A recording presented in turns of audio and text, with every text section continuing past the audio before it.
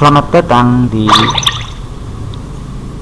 tutorial instalasi Linux Turnkey LAM. Linux Turnkey LAM ini adalah merupakan Linux yang sudah instan, boleh dibilang seperti itu, yang dapat digunakan langsung sebagai server untuk pembuatan web, dan juga berisi di dalamnya adalah ada database MySQL. Dan sekarang untuk Linux Turnkey yang versi 16 itu sudah diganti untuk database-nya menggunakan MariaDB. Oke. Kali ini kita akan melakukan instalasi pada VirtualBox. Sebelumnya jangan lupa untuk melakukan unduh berkas ISO. Nah, Anda dapat klik di sini untuk melakukan pengunduhan. Nah, untuk selanjutnya nanti dipasangkan pada VirtualBox.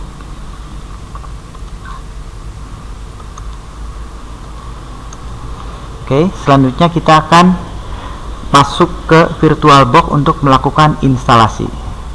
Hal yang pertama kali kita lakukan adalah kita klik baru di sini. Klik baru. Pastikan tuliskan instalasi Anda sesuai dengan format yang diinginkan pada lembar praktikum ya. Pada lembar praktikum Anda gunakan ini, saya kasih contoh misalnya adalah 111 strip awal nama pendek Anda, kemudian di belakangnya adalah turnkey. Nah, seperti ini. Dia akan secara otomatis akan meletakkan pada folder VirtualBox VMS di sini. Kalau Anda menggunakan Windows juga sama. Kebetulan saya menggunakan Linux.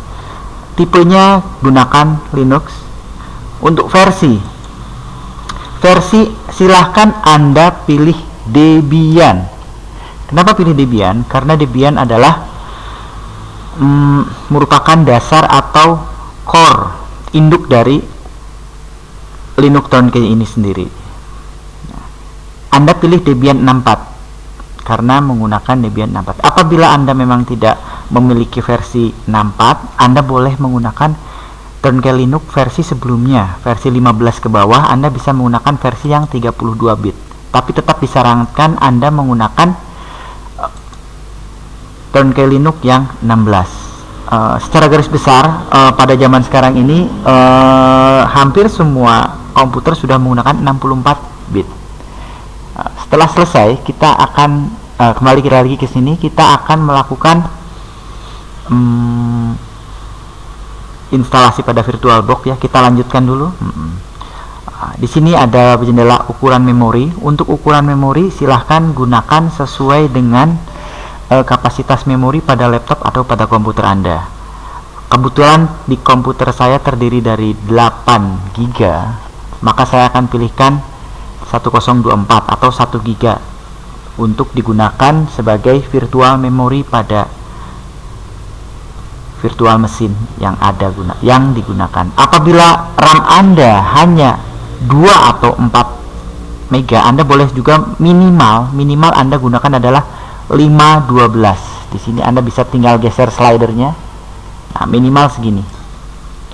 Apabila Anda mau menggunakan 1024 juga boleh. Nah, di sini. Jika sudah, Anda lanjut. Nah, untuk harddisk secara default dia akan menyarankan 8 GB. Tapi saya karena ini kita akan gunakan untuk selanjutnya, jadi saya menyarankan untuk pasangkan menggunakan VDI ya, berkas VDI, kemudian dialokasikan secara dinamik. Tujuannya adalah agar hanya memakai ruang pada harddisk secara fisik sampai dengan ukuran tetap yang maksimum. Jadi walaupun nanti ukuran Anda di sini nanti dituliskan 8 GB atau 16 GB, alokasi harddisk yang digunakan adalah sesuai dengan isi dari VirtualBox itu sendiri, isi dari virtual mesin itu sendiri. Jadi tidak akan sejumlah 16 GB mengambil resource pada harddisk Anda.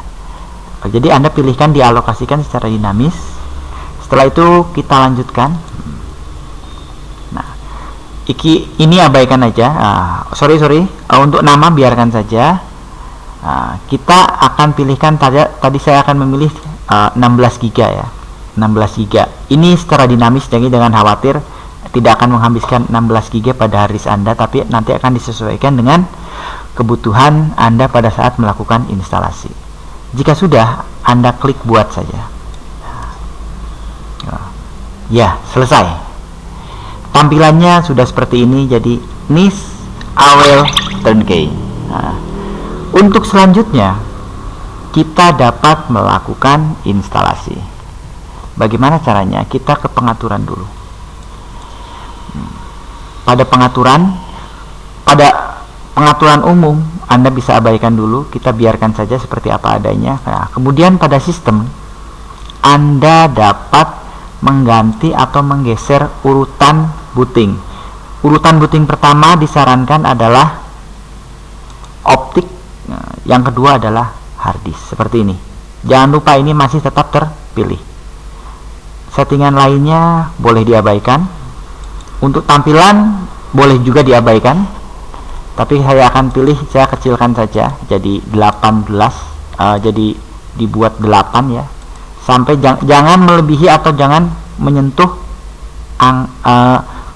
warna yang merah. Jadi memori yang digunakan hanya 8 MB yang saya gunakan, karena bentuknya Turnkey Linux itu adalah hanya berbentuk command line, jadi CLI ya, jangan khawatir. Nah, yang paling penting adalah di sini di pengaturan IDE. Nanti Anda letakkan ID master atau CD live-nya adalah di sini. Anda letakkan di drive kosong, kemudian di sini Anda pilih drive kosong. Di sini Anda pilih sebuah berkas disk. Baik, saya akan pilih. Saya pilih berkas disk. Yang akan saya pilih adalah yang Turnkey Linux yang LAMPP 16. Saya buka. Di sini akan muncul di sini. Jadi nanti first time booting pertama adalah melalui optik ini. Ini pura-puranya adalah atau dianggap optik. Setelah di sini kita kembali ke suara. Suara boleh difungsikan atau tidak, terserah, silahkan. Nah, yang paling penting adalah di setting jaringan atau di pengaturan jaringan. Secara default atau secara bawaan, pengaturan jaringan adalah NAT, di mana apabila memilih adaptor virtual ini, dia harus biasanya dia tidak terkoneksi dengan jaringan manapun, NAT. Dia hanya bisa terkoneksi dengan internet apabila terkoneksi jaringan. Nah, disarankan apabila Anda terkoneksi jaringan, tidak harus internet ya. Apabila terkoneksi jaringan, silahkan Anda pilih adaptor terbridge. Nah, setelah adaptor terbridge, dia akan memilih koneksi jaringan yang ada pada komputer Anda. Kebetulan di komputer saya terdiri dari Ethernet 1, ini disebutnya NO1, sama WPL, ini adalah wireless atau jaringan tanpa kabel di sini. Karena saya menggunakan kabel, saya pilihkan NO1. Untuk tingkat lanjutnya boleh diaktifkan atau tidak, silahkan. Abaikan saja juga tidak apa-apa. Ini untuk yang terkoneksi jaringan, tidak harus terkoneksi internet ya. Anda bisa menggunakan tethering walaupun tidak ada paket data juga nggak masalah, atau menggunakan wifi juga nggak masalah. Nanti Anda akan mendapatkan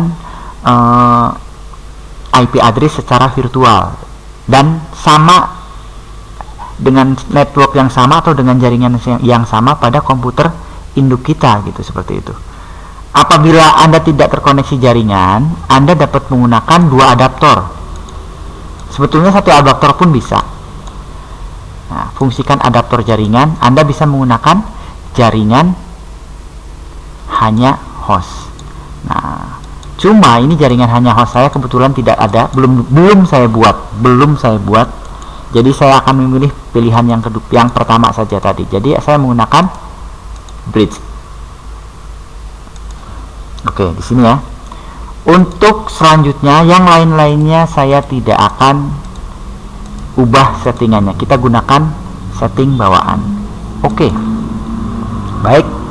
sekarang kita cek dulu untuk penyimpanan dan kainnya udah terpasang ya. Nah, nanti first time booting atau booting pertama kali akan melalui hard disk. Anda tinggal klik mulai. Nah, di sini ditanyakan nih, booting pertama kali yang mana? Nah, Anda pilih aja Turnkey Linux. Nah, di sini ya, klik mulai. Nah, ini boleh tutup. Oke. Ada pilihan ada tiga pilihan. Mencoba. Yang pertama adalah install pada harddisk. Yang dimaksud harddisk ini adalah harddisk virtual nantinya. Yang pilihan kedua adalah mencoba Turnkey Linux tanpa melakukan instalasi pada harddisk atau live CD demo mode. Yang ketiga adalah booting langsung lewat harddisk. Kita pilih yang pertama, install pada harddisk. Jangan khawatir, jangan takut salah, karena kita menggunakan virtual box. Jadi kalaupun nanti Anda salah, Anda tinggal hapus lagi, kemudian coba install lagi, oke?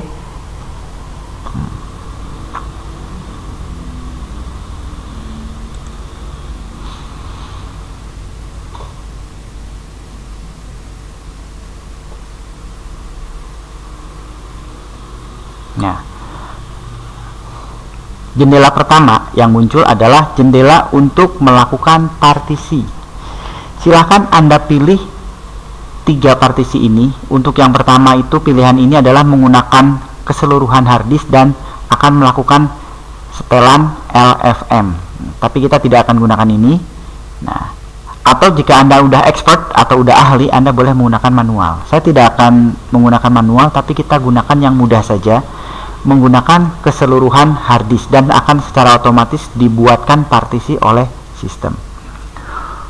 Oke, karena kita telah pilih, Anda bisa langsung tekan enter, maka akan melanjutkan ke proses selanjutnya. Tapi Anda juga dapat menggunakan tombol tab. Nah, tombol tab ini untuk berpindah opsi. Anda boleh berpindah opsi menggunakan tombol tab. Pastikan merahnya pada OK untuk dapat melanjutkan. Untuk membatalkan, Anda tinggal pilih cancel. Oke, nah ini adalah pengaturan ini. Sorry, ini pengaturan yang sudah dibuat oleh sistem. Kalau sudah, Anda bisa gunakan finish partitioning and write to disk. Oke, Anda tekan OK saja. Nah, ada pertanyaan lagi di sini ternyata. Ini secara default dia minta no, tapi Anda silahkan pilih yes. Jadi Anda yakin untuk menuliskan pada harddisk, di mana harddisk yang akan diformat terdiri dari extended 4 dan swap. Kalau iya, Anda tekan yes, kemudian enter. Dia akan melakukan pemformatan, kemudian akan mengcopy data pada harddisk, dan kita akan menunggu sampai proses selesai.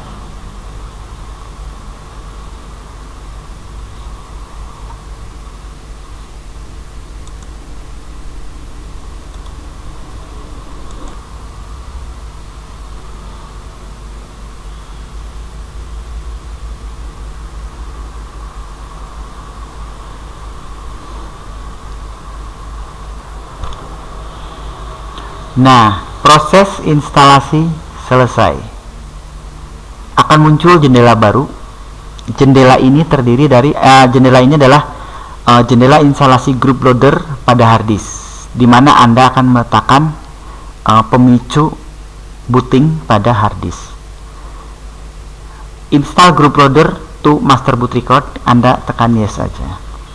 Oke, dia akan melakukan install group loader.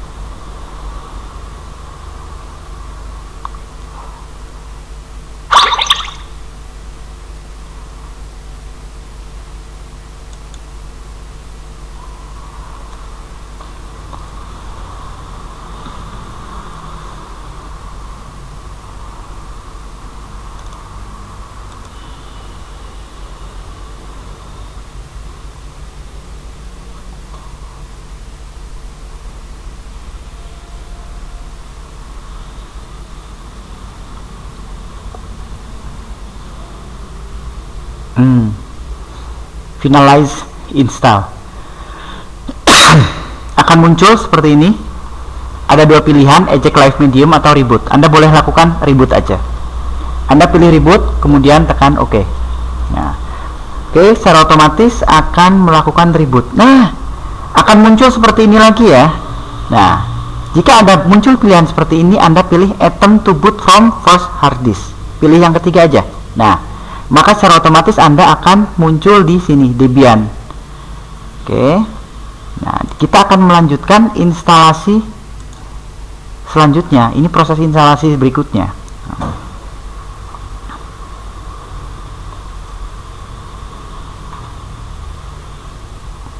Ini adalah proses instalasi berikutnya. Oke, ini pertama kali booting, hanya pertama kali booting.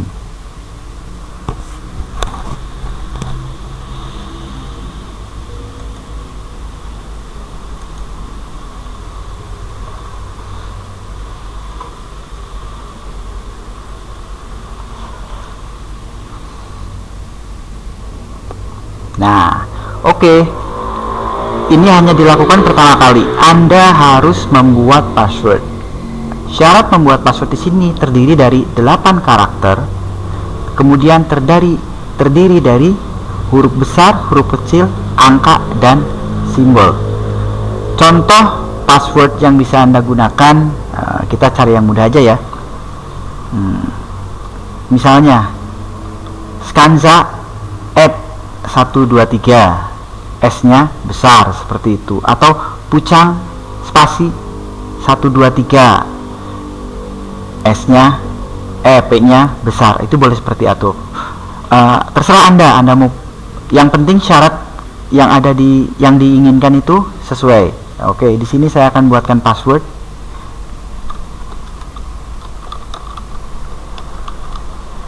Sebentar. Oke, udah saya buat. Anda pilih untuk berpindah ke OK, Anda tekan tab aja. Itu ada simbol titik, ada ngeblink ya. Nah, kita OK. Nah, kemudian kita konfirmasikan password selanjutnya dengan password yang sama yang barusan kita tulis.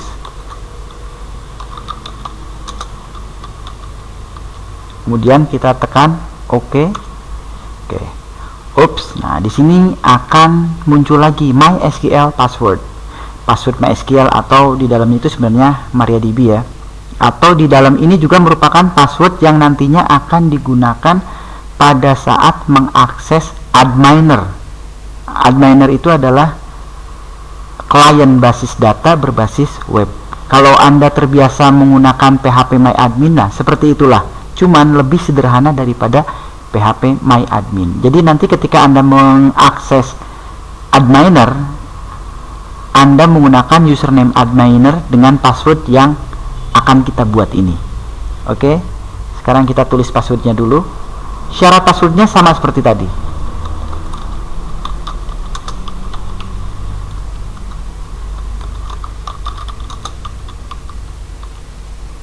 Tekan OK. Nah, kalau muncul yang seperti ini adalah pertanyaan hub service. Hub service itu adalah layanan yang dimiliki Turnkey Linux ya. Saya sarankan Anda skip aja. Kita skip ya kalau muncul seperti ini hub service. Nah, notifikasi Anda boleh di enable atau tidak, silahkan. Kalau saya skip aja, saya lakukan skip ya. Notifikasi keamanan ini saya skip. Nah, di sini ada security update atau update keamanan. Kalau pengen cepat, silahkan Anda skip. Tapi kalau Anda punya koneksi kenceng, kemudian paket datanya lumayan gede, boleh langsung install. Jika tidak, saya sarankan skip saja, akan lebih mudah. Oke. Tara. Kalau muncul seperti ini, berarti instalasi Anda selesai. Oke, instalasi Anda selesai. Di sini Anda bisa lihat halaman web Anda dapat diakses menggunakan http://172.16.365. Ini IP address Anda.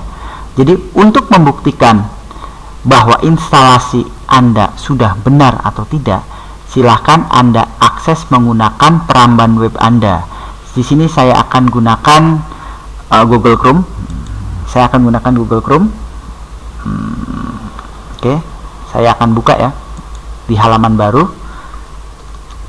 Untuk mudahnya saya copy paste. Enggak lah, saya tulis aja 172.16.365. Oops, no, salah pencet saya. Oke, 172.16. Sorry, tidak bisa di alt tab ya. Oke, harus dipilih secara manual ternyata. Oke, 172.16.365. Oke, 3.65. Ini adalah IP address yang dimiliki oleh server kita. Kita coba buka. Nah, tada. Apabila sudah muncul seperti ini, berarti instalasi Anda berhasil. Oke, sampai di sini saja.